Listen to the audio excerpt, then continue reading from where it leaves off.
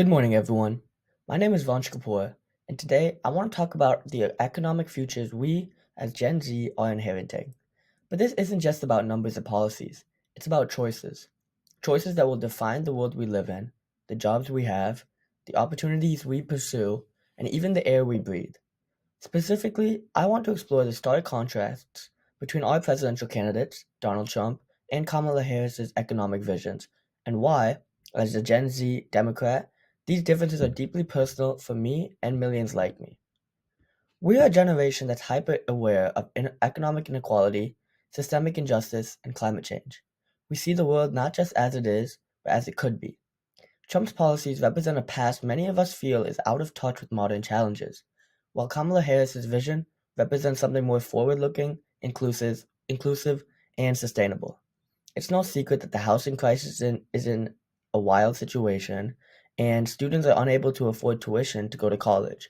So today, I'll walk you through Trump's economic policies and Kamala Harris's vision, and, perhaps most importantly, what all of this means for my generation, Gen Z. Let's begin with Donald Trump. His presidency, from an economic standpoint, was marked by three key pillars: tax cuts, deregulation, and a reshuffling of global trade relations. Let's start with the Tax and Jobs Act of 2017. Trump's administration hailed it as a major victory for economic growth. The corporate tax rate was slashed from 35% to 21%, and individual tax rates were lowered across the board. On the surface, this may sound great, right?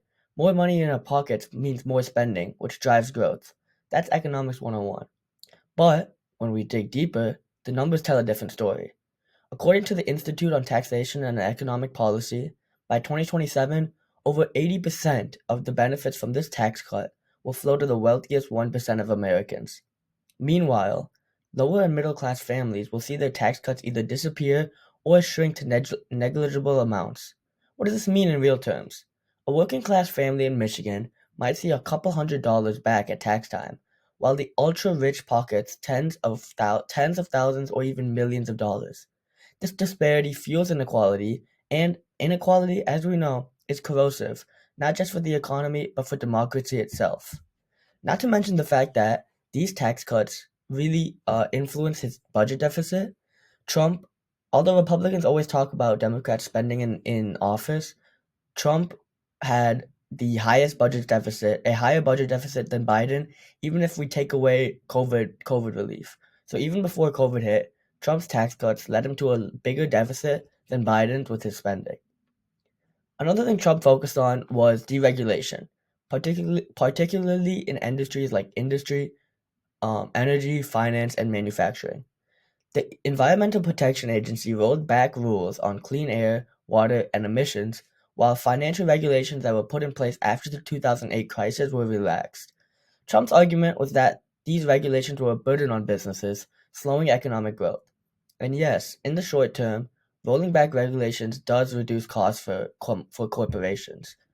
But here's where we have to ask ourselves a critical question. What is the cost in the long run? Deregulating coal plants or lifting restrictions on oil drilling may boost profits for a few companies today, but what about tomorrow? What about the long-term environmental damage? What about the cost for healthcare for communities exposed to pollution? What about the billions of dollars we'll have to spend mitigating the effects of climate change? For Gen Z, these aren't abstract concerns. They're our future. If you look at Hurricane Helena, this is the most devastating hurricane since Hurricane Katrina. And obviously, weather impacts are sometimes random, but these are very much influenced by climate change and the carbon emissions that we put into our environment. Finally, there's trade. Trump waged a tariff war with China, imposing tariffs on billions of dollars worth of goods.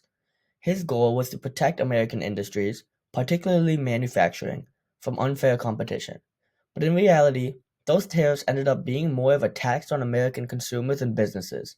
Import prices soared, supply chains were disrupted, and industries like agriculture and tech were hit hard. For example, farmers found themselves in the crossfire as China retaliated by cutting back on agricultural imports. The Trump administration tried to ease the pain with government subsidies, but that's not sustainable. Trade wars may sound tough and strong and a nationalistic pride, but they're often self-defeating. The economic interdependence of nations means that isolationist policies like tariffs often backfire.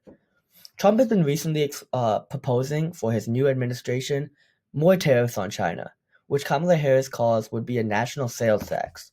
This is because, as we know, tariffs costs are pushed onto the consumer. So this just makes more inflation, which is something that we want to fight right now. Let's talk about how all of this lands on Gen Z. We're coming of age in a world where the cost of these policies, tax cuts for the wealthy, deregulation, and trade wars are hitting us hard. We see rising inequality everywhere.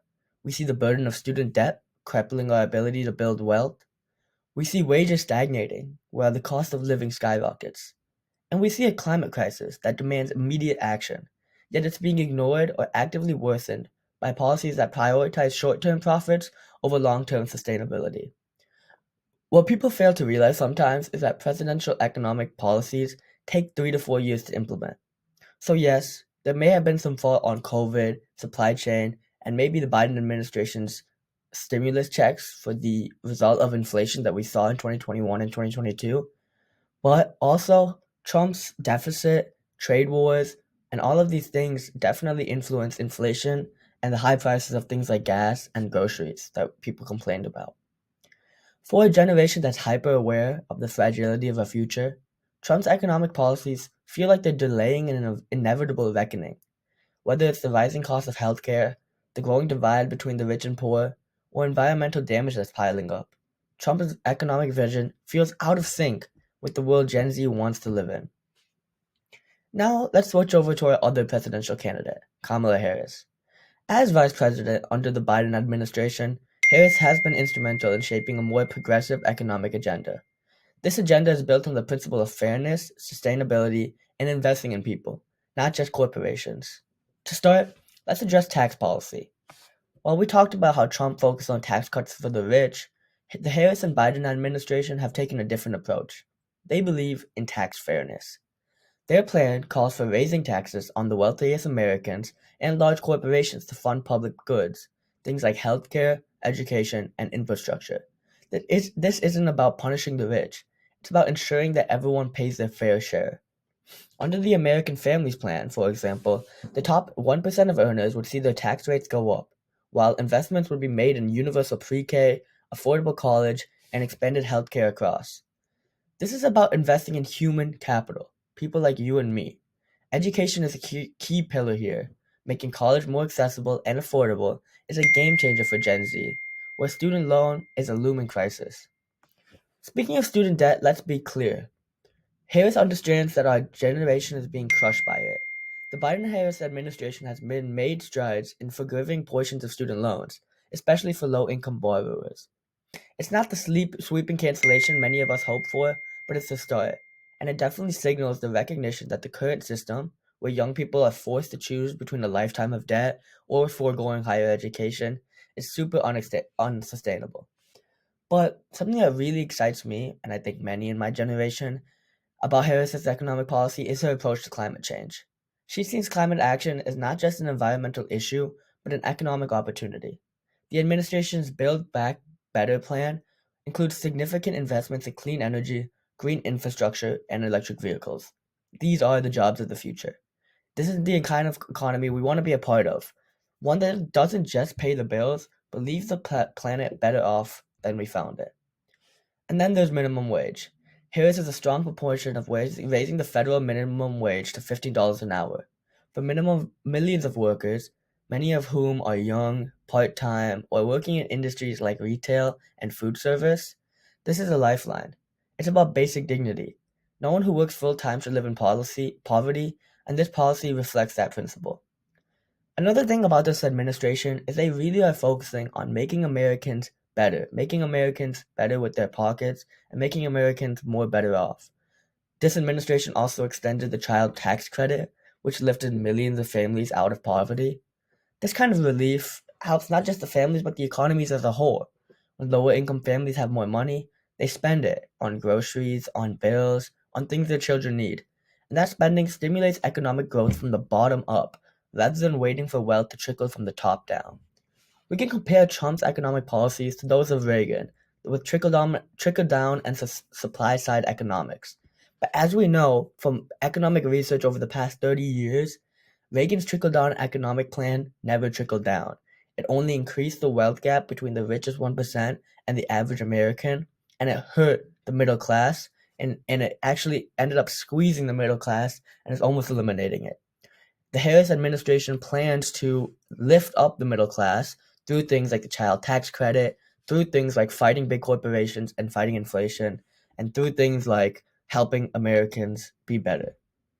Now, I want to take another moment to dive deeper into the intersection of climate policy and economics because for my generation, this is where everything converges. Climate change isn't some far off, distant threat here. It's affecting our jobs, our health, our infrastructure. Wildfires, hurricanes, droughts, these events are becoming more frequent and more severe. I mean, Hurricane Helena, again, like I said, is the most disastrous natural disaster event since Hurricane Katrina. Every time a natural disaster hits, it's not that just lives that are being disrupted, but economies as well. Towns are wiped out, crops are destroyed, industries are upended. Right now in Louisiana and parts of northern Florida, we have highways that won't be back for 2 to 3 years, which is definitely going to influence supply chain things, transportation, and overall economic stimulus. And this hurricane has caused many people to die, which needs more aid and relief, more government spending and relief, and people move away, which just completely ruins the economy of that area. Kamala Harris sees the urgency in this. She recognizes the economy is more than just paper and numbers. The 21st century economy must be a green economy.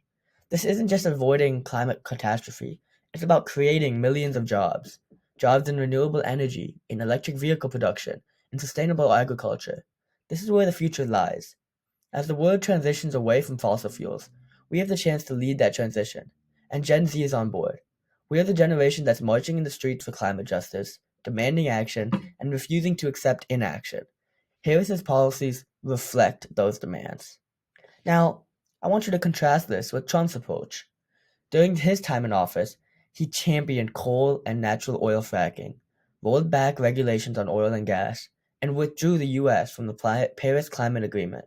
It's like the two worlds are moving in opposite directions. One is clinging to the past, and one is racing towards the future. As a Gen Z Democrat, I know which world I want to live in. So, why does all of this matter for Gen Z? Because it's us who will have to live with the consequences. Trump's economic policies may benefit a select few in the short term, but they leave behind a trail of inequality, environmental degradation, and instability. Harris's policies, on the other hand, are about laying a groundwork for a future that's fairer, greener, and more sustainable. For our generation, this isn't just about party lines. It's about survival. It's about thriving in a world that takes the climate crisis seriously, that believes in equity and fairness, and that sees investment in people as the most valuable investment of all. It's about building an economy that works for everyone, not just the wealthiest 1%. The stakes couldn't be higher. We are inheriting an economy that is, in many ways, broken. But we also have the chance to fix it, to build something better. Harris's future vision for the future gives us hope, but it's us to demand it, to fight for it, and to make sure it becomes a reality. As we look to our future, we have a choice to make. Do we continue down the path of short-term gains for the few, or do we invest in long-term prosperity for everyone? Do we cling to outdated industries, or do we embrace the clean, green jobs of tomorrow? Do we allow inequality to deepen, or do we build an economy that's fairer, more just, and more inclusive? As a member of Gen Z, I know where my generation stands. We stand for fairness, for equity, for sustainability. Kamala Harris's economic vision speaks to these values, offering a future that's not just about growth, but for the sake of growth, but for growth that benefits us all. Now, Trump's policy has one goal, and that is to benefit the richest people in America while also hurting the middle class. We would see the climate crisis become even worse. We would see things like student loan prices and tuition, healthcare prices, and housing prices. All that we need to make a future for ourselves that our parents and grandparents were able to do with cheaper prices are higher for us now. So we need a president who is willing to put our needs first instead of big corporations. And this is why, as we move forward, we need to be vigilant. We need to be engaged.